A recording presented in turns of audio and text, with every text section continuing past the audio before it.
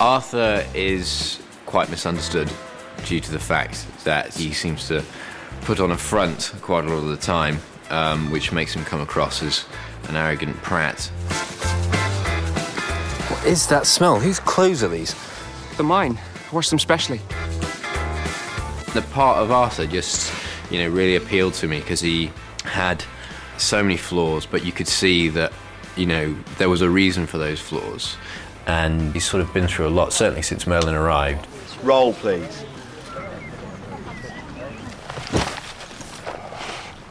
Why did you pull out? I was wide open. You could have unhorsed me. I was fearful that I might injure you, sire. You had the advantage. You can't hesitate. I wouldn't have done if I were facing a different opponent. You are the future king, my lord. You could almost describe Series 2 as part of a transitional stage for him, because he's clearly changing, and he's not what he was. It doesn't matter who I am. I do not expect any special treatment from you, from any of you. This story is how Arthur learns a little bit more about life. Is that understood?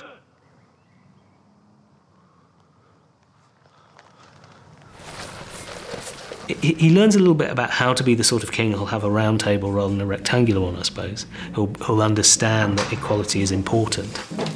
My lord? Guinevere, it's good of you to let me stay in your home. The episode's really about Arthur and Gwen. Arthur goes on this quest to try and prove himself on his own merits, not because he's a prince.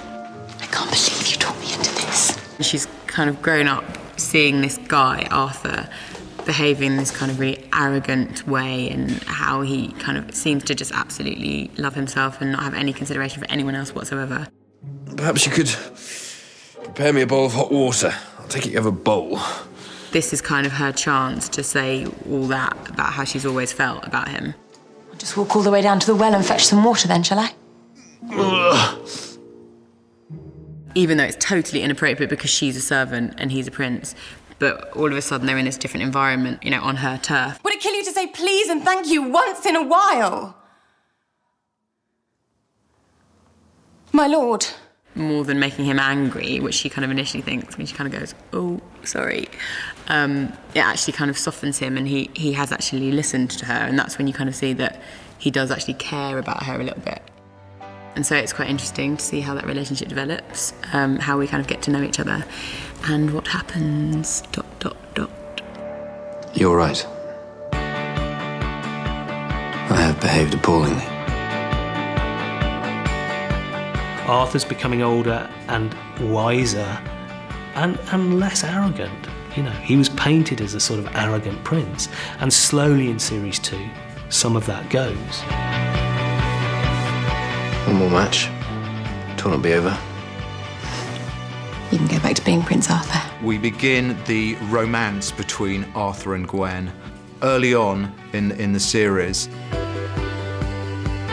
The first kiss had to be this sort of spectacular moment. It's always funny doing kisses with your mates, because we've known each other for ages now. We know each other so well. It's very comfortable. It's so fairy tale. It's exactly what you thought it should be. I think it should be. It's this beautiful, slow, romantic, backlit fairy tale kiss. But I think it's about time. But not everyone in Camelot